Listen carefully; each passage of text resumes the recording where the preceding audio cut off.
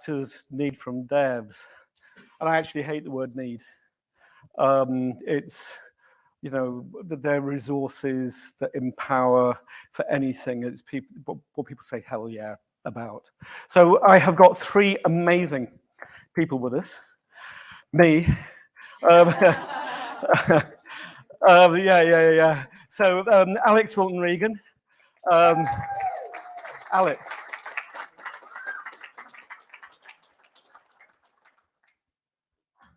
That's awful. I want another. Kneel before your queen of ales. Kneel before your queen of ales. I feel better.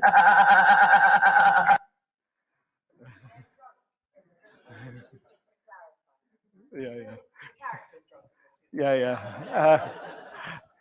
Actor extraordinaire, and has joined me on the journey for many years, doing some really crazy stuff, experimenting really with ways of doing voice work. And we have Katie Schutt, improviser. Please. Sure. So I'm an improviser. Give me a cheer if you've ever seen any improvisation. Yeah, my people! Great. So I spend a lot of time traveling around the world, and I'm a teaching artist. So I teach and I perform shows. So sometimes it might be that kind of whose line is it anyway stuff that you might be more familiar with, or we improvise whole plays. So a lot of the technique that I use in teaching has a lot of crossover with what Mark's talking about today. Cool. And Lucy Prunier from producer at Don't Nod. We were having Chris Mead with us, another wonderful improviser. But his wife got COVID a couple of days ago, and I said, stay home and get it yourself. No, look after her and stay safe. And Lucy and I bumped each outside the ice cream truck yesterday, and went, hell yeah, about joining in. And that is the essence of everything. And what I'm going to do is, I'm going to talk about this. The actor's first cold read of a script often surpasses anything that follows. I've been in production many years, and I've seen this. It's that first take in music, that first introduction to something magical happens. And the wonder of, I realized the wonder in recording Voices for Games is we could actually facilitate this, we could capture it. And the issue with it, word often, that's supposed to be red, I can't see it from here, I presume it is red. And because there are factors that stop often, is the refusal to accept that as a reality. 2 is the inability to do it. So inability, and the other one is disability. So people who are dyslexic who see dancing words and stuff find it really hard to cold read. But so the essence of what we're aiming for is this. And this, the last time I came to talk at Develop was, I think, 2016. And I basically embraced this in 2014 for the first time. And it was the scariest thing I'd ever done.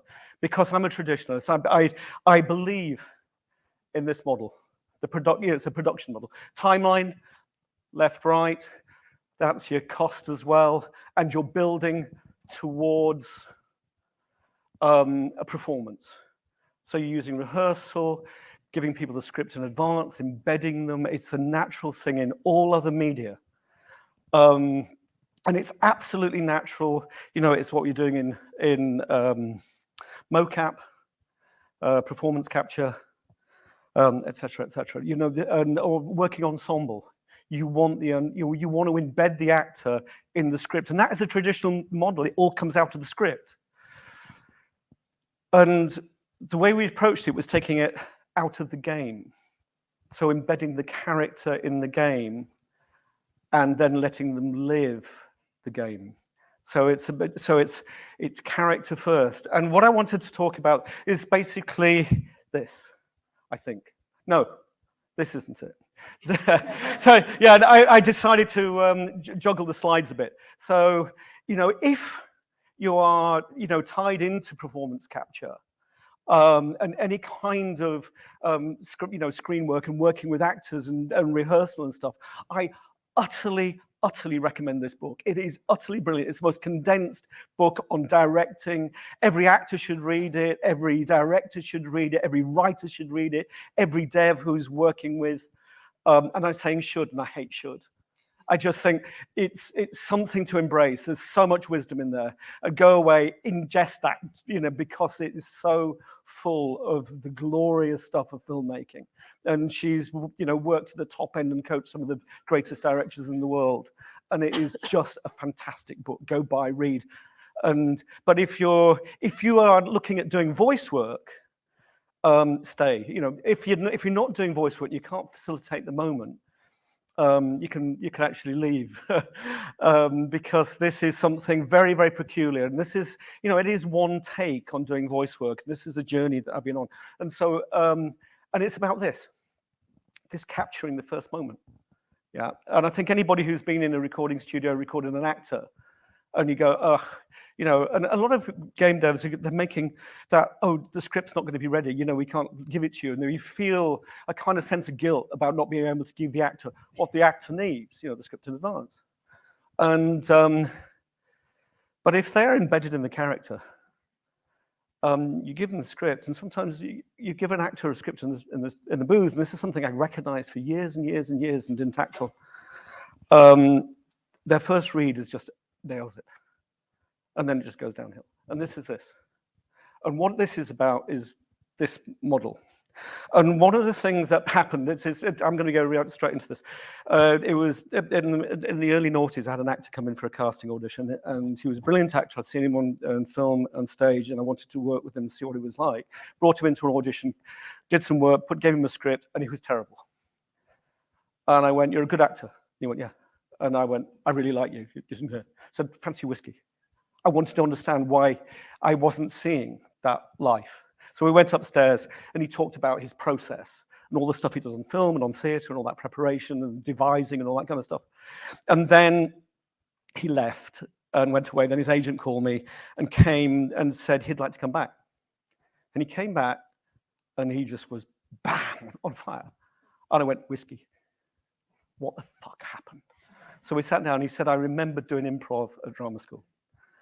And then it was a thing I started noticing, and we then call it the improviser's mind. So it's about casting. And the most important, so the framework for this is who you're choosing. And I normally show videos and stuff, but I thought, improv is so glorious, and it's the improviser's mind about being present. So what I'm going to do is I'm just going to hand the floor to Lucy and Katie to hopefully do some magic.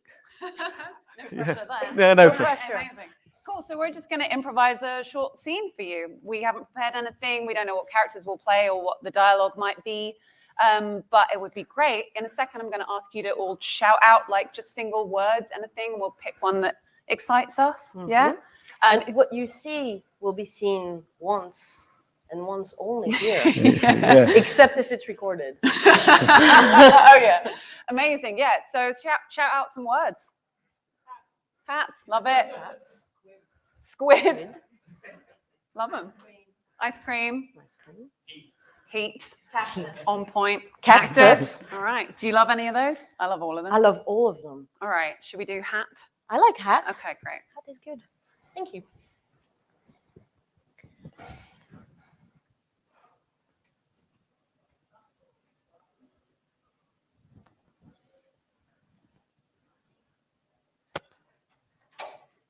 Professor, I'm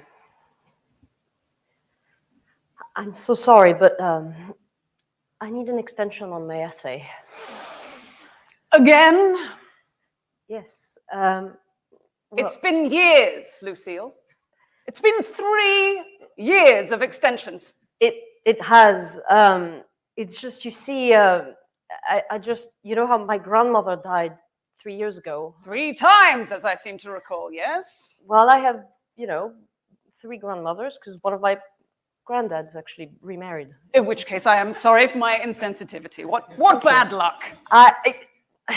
Exactly. And so that's the thing is, it is very hard on me. All of this grieving is just impeding me from doing anything in my life. I'm really, really sorry. I do want this PhD, okay? Your essay was on grief. It was on grief. It was on grief. I mean, I'm essentially, like I said, right, it's a I think it's groundbreaking. No one has ever studied grief using their own experience. I think this could be the future of psychology. We had an agreement, right? You thought it was great. I did think it was great. You gave me a good pitch. Thank you. Look at all my certificates. Yeah, I always didn't see get them. any of these by taking 3 years to write a 500-word essay. I understand, Professor, but my process is to rewrite several times the same thing until I've reached perfection. And you agree it's not perfect yet. You agree. It is not perfect. There are 128 words that I agreed I will never change in these 500 words, but I'm short of a few 400. Which are the ones you're into? The words that I am into? I really like the are great. The word grief is good. Yes. I know it took us 6 months to agree that that would be the topic. And 60 of your words are the word grief. Yes. I know. All right, you can have another month. Thank God. Yassine, thanks very much. There you go. Thank you. Thank you. Out of nothing. And it's about it. And yeah, that was just great. It's a state of mind. It's a state of being. It's a state of presence. And the first thing, for all of us is when we're building a game, you're building a cast for a game. When I'm casting, it's about building a family who are connected to the game. And it's and when I'm, it's casting, it's not about hearing the right voice. God forbid, never, ever, ever, ever cast on a sample, because what you're doing is trying to match the voice that's been in your head for years. I'm just working on a production now that's been in development for 5 years, and the CEO of the company has got the sign-off on the casting. And he heard one performance that matched the voice in his head, and he was just locked. This was... you're building relationships, not things that match your imagination, because what the actor brings is something utterly magical that can take that into a different dimension. And it's that precision of, so when you're casting, you test. There are, I want to see the whites of the eyes, and to work with people. And, Alex is, ever since we first walked in, I think the first game she came to cast for, we sent the sides out, and it's all about precision. The whole thing about releasing this is giving the safety space. And one of the things that that Katie is about is creating that safe space. And I hope we'll talk about that. Yeah, absolutely. I mean, there's something about failure, obviously, that we worry that the word failure is full of negative connotations, right? We're worried about messing something up, and that creates a certain amount of tension and worry. So if we feel like, oh, if I mess up, like I'll lose a job, or it won't go well, or it won't be what the director needs, but that compromises your performance worrying about failing. So actually in improv training, we spend a lot of time failing hard. Like loads of our kind of games and exercises are built around being very comfortable with failure. And then we see failure as a gift. So if I'd called you a different name the second time, we'd find a way of justifying that in our improv. And I think that translates in a way that if someone says something kind of wrong, it might actually be a different or more interesting choice. It opens up the possibilities and gives you something new that you could work with that maybe we hadn't even thought of before. But there needs to be that level of comfort. There's actually a nice, double check the statistic, but basically NASA did this creativity study. Has anyone heard of this? They looked at creative genius, and they looked at 5-year-olds and how much of a creative genius they are. And they're like 98% creative genius, most 5-year-olds, right? Because they were trying to figure out who would be the next astronauts. They looked at the same people when they were 12. And the genius level drops off quite a lot. So you're like, I think it's like 12% or something immediately by the time you're in your teens. As an adult, we have 2% creative genius left. Isn't that really depressing? Yeah. But the nice thing is they could describe why that was. And that's because small children look at, they think divergently nearly all the time. So it's what we talk about as yes and, we build on each other's ideas. So it's like, oh yeah, I want to play with that. I want to do this. Yeah, yeah, yeah. Whereas as adults, we're like, oh no, I don't like that. No, our convergent thinking happens all the time. So we're like, I've got an idea. No, that won't work. I've got an idea. No, that won't work. So we need to come back to that safe place of, oh, how about this? How about this? Yay. And we can always move on. We can change it. It doesn't have to work. But having that safe environment where we can't fail makes it much easier to perform. And Alex walked in the studio, 5-year-old kid, play. Yeah.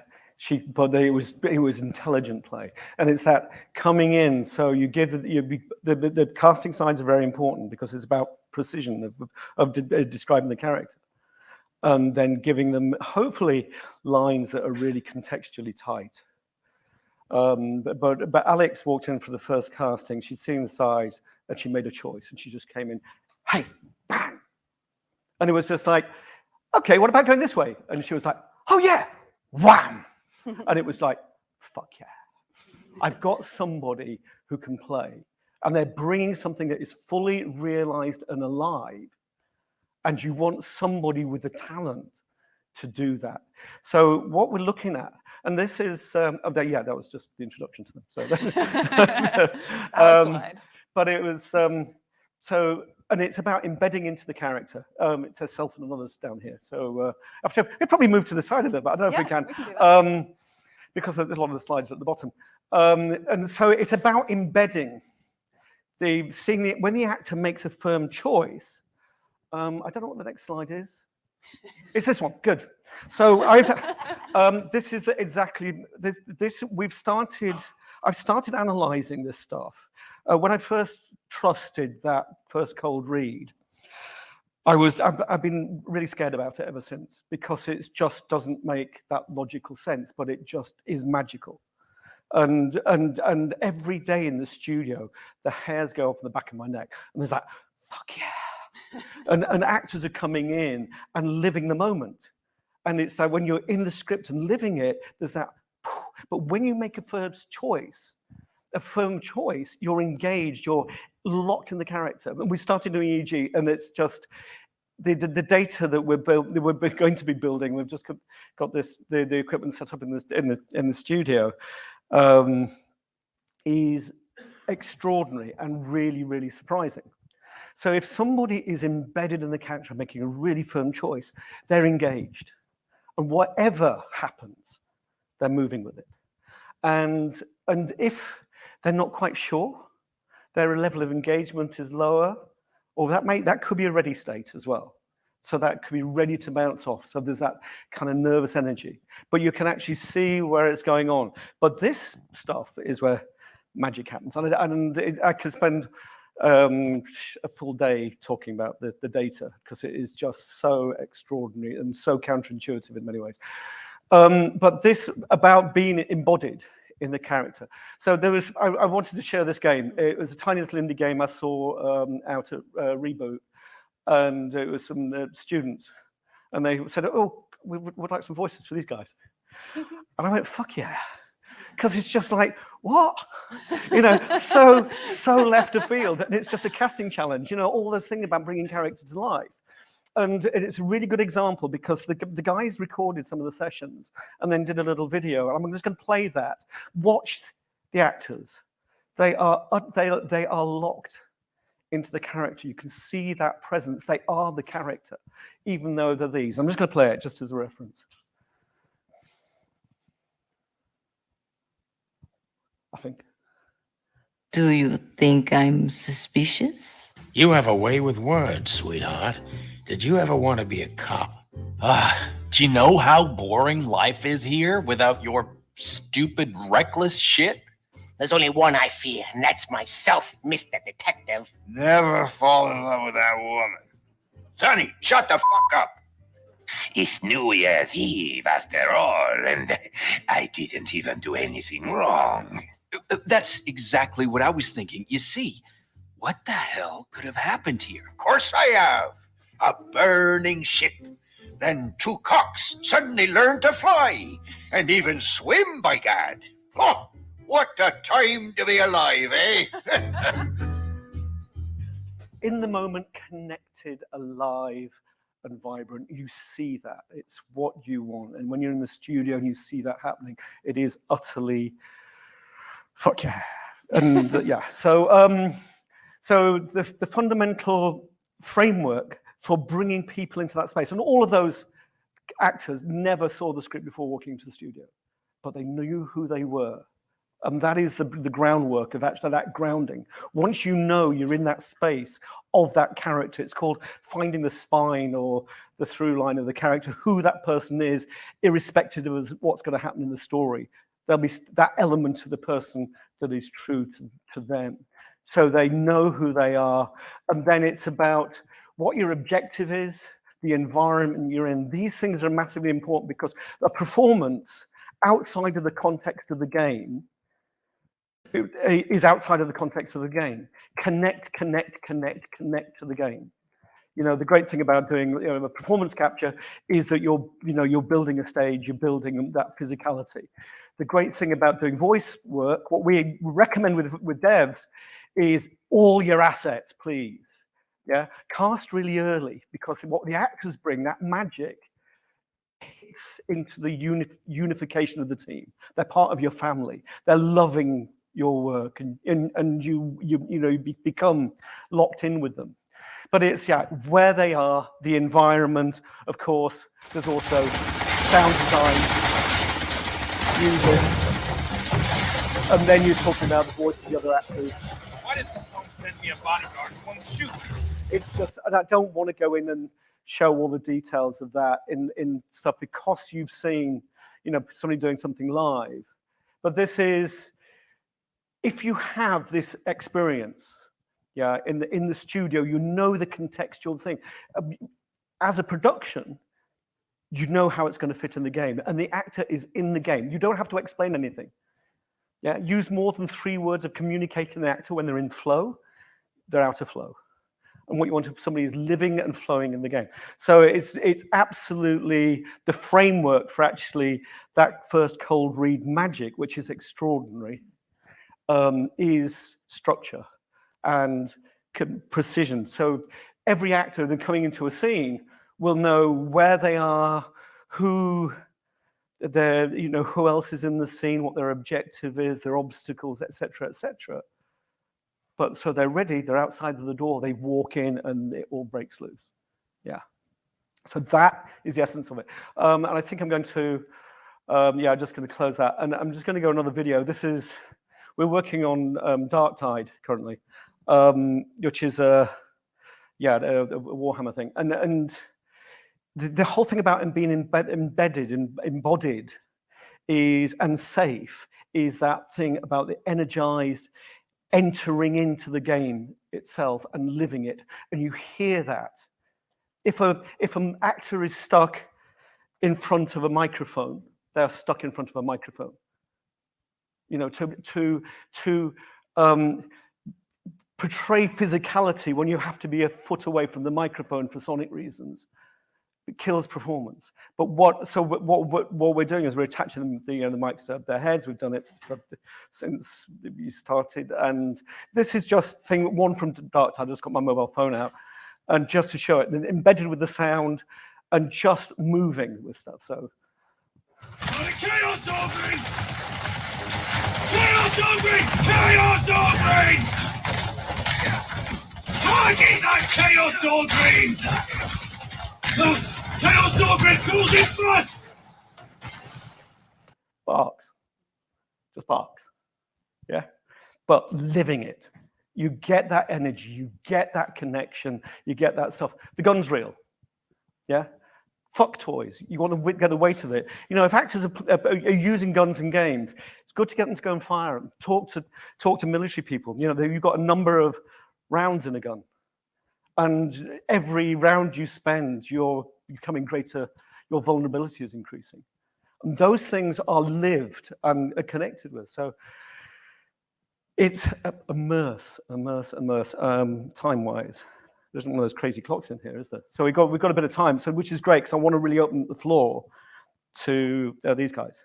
So I just want to talk a little bit about how you guys can help your actors get the best performance out of them for your games.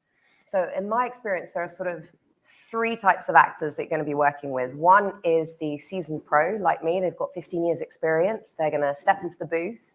They're going to say, I'd like the aircon on before so it's nice and cool, turn it off during the takes. I need water, more water. If we can attach the mic to me, that's fantastic. Please leave the talk back open so that I can hear what the client's saying and the director, so I can start interpreting some of that feedback as well. Collaboration. Yeah. And then it's about sort of, with people like me or some of the actors you've seen there, I guess it's about facilitating the best environment for us, and you guys can just kind of get out of the way and let us bring our magic to the floor and trust that we're going to do that. That's one type. The second type is the actor who has maybe just left drama school or not done any jobs before, or is a little bit nervous, perhaps doesn't know how to speak up for themselves, is still trying to find the language to say, oh, actually, I feel a little bit insecure when you keep turning the talk back on and off, and I feel a bit excluded and I don't know what's happening there. And you can say to them, well, would you rather have it open or closed, things like that. Or maybe an actor says, oh, I'm a bit dyslexic. I'm dyslexic, you know, and sometimes I insert entire words into the script that are not there. Oh, yeah. But we have a lot of fun. It's about being safe as well and playing in that space. So always making them feel safe and helping those younger actors to find their words, to make the space theirs, so they feel safe enough to come out of their shell to give you guys a great performance. And the third type of actor is possibly the actor that doesn't actually want to be there, isn't really interested in video game performance, or is maybe a huge name that you've paid hundreds of millions of dollars for or whatever, and actually just doesn't want to be involved. And in that case, just let them go, mate. They don't want to be there. It's okay. Some actors do stage, some do TV, some do film, some do video game. Not everyone does everything, and that's okay. You don't have to put a square peg in a round hole, you know? So work with the people who are going to be excited by your material and bring it to life, and try as often as possible to collaborate, because that's what makes people feel safe. And the safer an actor feels, the more they're going to give you that's gold, and you're going to end up going, fuck yeah. Fuck yeah. Fuck yeah. Yeah. And just some of the things that, you know, can work really well, like I said, is putting the microphone on the actor's body so that we're not, you know, we don't have to be that far from the microphone. I remember I was doing a game called Dragon Age Inquisition. There's this bit in the mountains and I was really cold and hyperventilating, and then I sort of fainted a bit. It was a little bit embarrassing, but just give us a moment to like come round and be like, we'll get you a cup of tea with some sugar in it. I'm trying to think of other examples. I did another game called Ghost Recon, where I fall out of a helicopter and I'm upside down in a tree. I'm like, fuck. And I remember being in the studio and they put me on a chair. I think this was a great Alex Walton reading moment. I was like, let's put me upside down, guys. It'll be really fun. Not with me, by the way. They didn't, but this is phenomenal stuff. Like, I think that was stuff you were doing with the guys at the side. Yeah. And the amazing. Engineers were like, sure, yes, let's do it. When I was doing a birthing scene for a game called Amnesia Rebirth, I'm getting nods, yeah. You know, I was like, okay, well, you don't give birth standing up in this scene, right? I want to be on the floor, I want my crotch facing the microphone. Come on, guys, let's do this. Like, and everyone feels a bit awkward, but the more you get into it, the more you go, oh my God, this sounds so good. Yeah. And that you have to be able to be a little bit fun and a little bit embarrassed with the actor and a little bit experimental, a little bit playful, to give us the space to kind of build this environment for you guys. And then trust us that if you have cast it well, whether it's a seasoned actor or a younger, you know, newer actor, it doesn't really matter. If you've cast it well, we will give you gold, because we want to give you gold. We're constantly trying to give you gold. We're excited to give you gold. We love it when you guys, oh my God, it sounds so good. You know, we love that kind of feedback. Yeah, the thing is, but that sometimes happens in the studio, but once you get it into game, it doesn't connect. Yeah. What you want to do is get the game in the studio. You know, cast early as you can, record as late as you can. Because when the actor's connected to the game, that makes all the difference. Sometimes you have those magic moments. If they're out of context, they're crap. But also remember that the actor will not always be in the game. Yeah. But those things, but they're making those connections, having that opportunity for connection. It's about giving the resources, as many resources as you humanly can. You know, the whole thing about what the actor needs. We always need more. You know, give me more microphones so I can go and record more stuff. You know, just let me out in the field more. You know, there's always that resource thing, and you're under time pressure to produce this stuff. But when you have the gear and the stuff around you, the connecting, it's about connecting to the game, absolutely. And you want the developer to be going, they put it in game and just going, oh, fuck, yes. Yeah, it's magic. And I just wanted to show this last side. I want to ask you actually, Katie, though. This last side is really interesting. And I'm curious about this. This is somebody cold reading. And basically you can map the arc of a script emotionally, and this is this is an actor cold reading. They've just gone in and gone, and that performance matches the arc. It follows a path, and that is just a heat map of it. This is an actor rehearsed, doing the same thing. The performance was, and the performance was really good. And it was, the emotional, and I don't understand. This is early data, so this is first pass stuff. So and there was not the same emotional connection between the absolute visceral thing of living in the moment and regurgitating it or reliving it. And this is something we're going to test. I'm frigging curious about this because it was like both performances were magical. Yet, is this the hair-raising sparkle shit? It looks it because it's really on the nose, and you feel it in the studio. But when you're in your head, it's like you're playing any instrument, and you're just feeling it, and then somebody says, "Can you do it with feeling?" Probably the best thing you want to do is pick up the instrument and smack them over the head with it. I think if you're completely tied to following dots and being there's so many different types of musicians who can just enter flow state.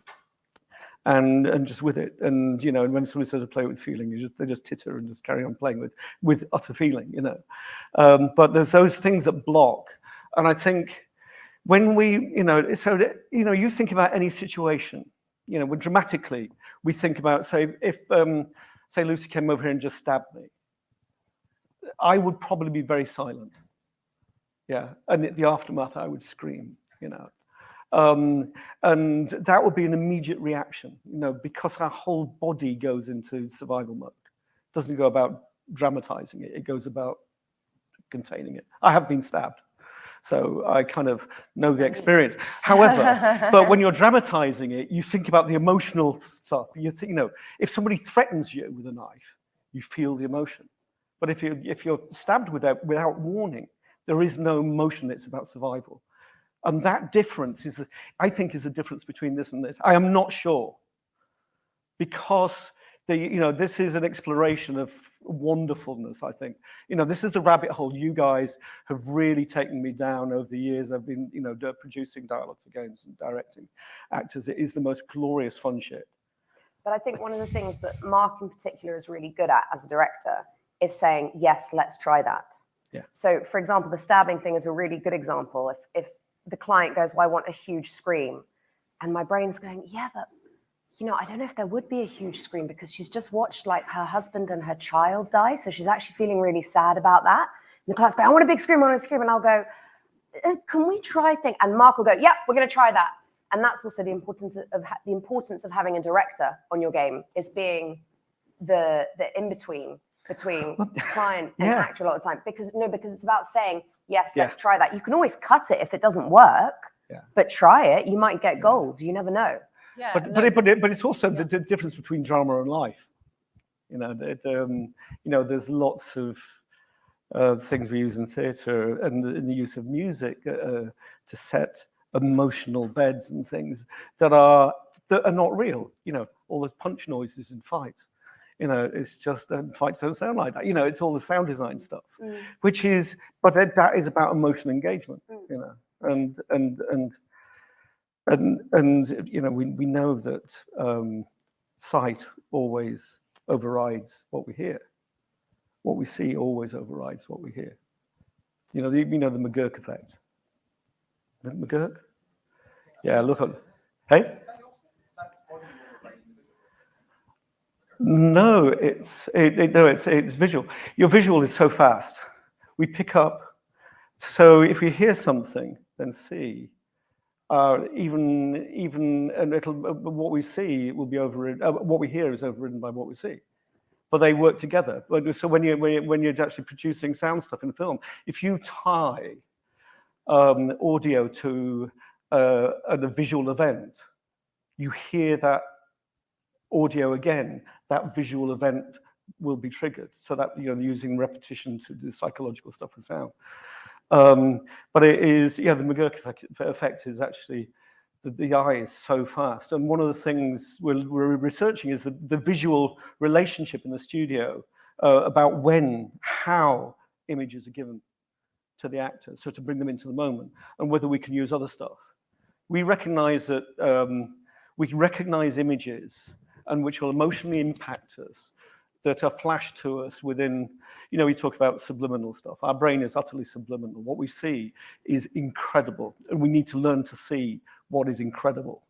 And if we flash images at 20 milliseconds, they will have an emotional impact, but we won't see them with our brain thing.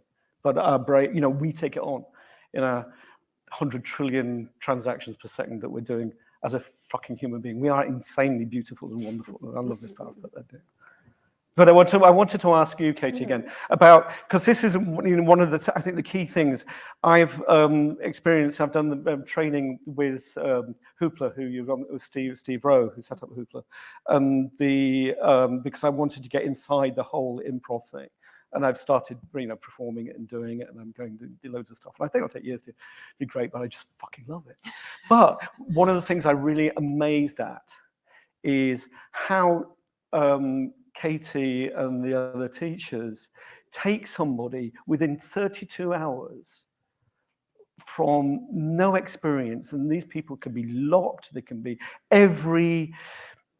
anybody off the street, and within 32 hours, having them performing freely on stage and utterly engaged and listening and doing, you know, I go and watch the level 2 showcases, and I'm sitting there just going, there's such beauty here. And the safety that you create and the environment you create. Can you talk about that? Because that is really powerful when you're actually working with actors. Yeah.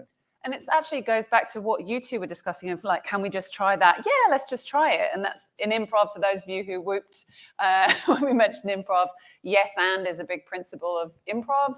And what that means, it's not like you have to agree with everything on stage, but it is like, in principle, I'm going to get on board with this idea and I'm going to add something of my own as well. So following along those lines of, great, I love this idea. Let's embrace it, at least for a while in this context, right? Let's just explore it. And what that does for the actor is it means that the fear goes down, because the less times you hear, no, that's not going to work, the more you're going to offer ideas and be creative and be prepared to be like, I want to give birth in front of the microphone, please. But if people are like, oh, no, oh, you got that word wrong or whatever, you shut down a little bit. So it's being able to be open and really present as well. So when we're doing our scene, all the information is in the moment. Just as they're discovering the lines when they're doing, seeing the lines for the first time in your studio. For us, it's like, oh, I'm hearing I'm a professor. Great, good information. Now I'll play that. So it's similar in that you are totally present.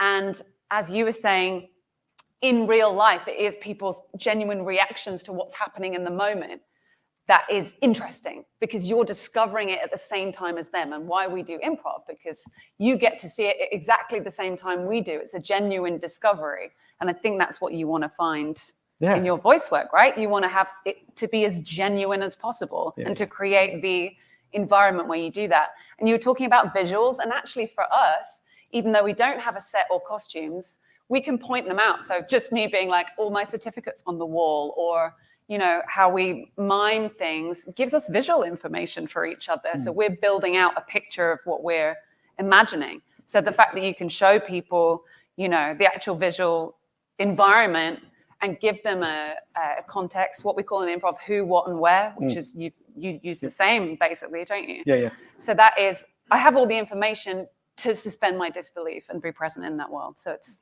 the same. That's cool. I think just to add something really important about what you just said is that there is nothing worse. So I'm in the voice booth and the line is, can you pass me the bananas? And I'm in character and I go, I've never seen the word bananas before, ever. It's a completely new word. And I go, can you pass me the bananas? And the director will go, no, sorry, stop. Alex, you just said bananas. It's not bananas, it's bananas. So stop saying bananas because bananas is the wrong word.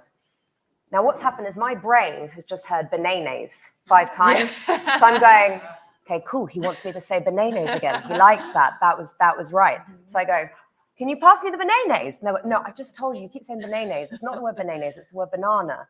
And you need to stop saying bananas. And then basically now my point to all the directors, don't tell me what you don't want. Tell me what you do want. So the way you do that is go, oh, sorry, Alex, you just said bananas. I know it's a weird word, but it's actually called bananas. So the line would be, could you pass me the bananas, please? So if we can just do that take again to make sure that the line is read as, can you pass me the bananas? My brain's heard the word bananas 3 times. So I'm like, oh yeah, of course I got this. Can you pass me the bananas? Great, moving on. But working with directors who are overly negative or people who just focus on the no is actually hugely unhelpful to the human brain in general. You should always say what you want rather than reiterating what you don't want or what went wrong. That's my pro tip for you. Yeah, there's that thing about don't go for the results, go for the reason.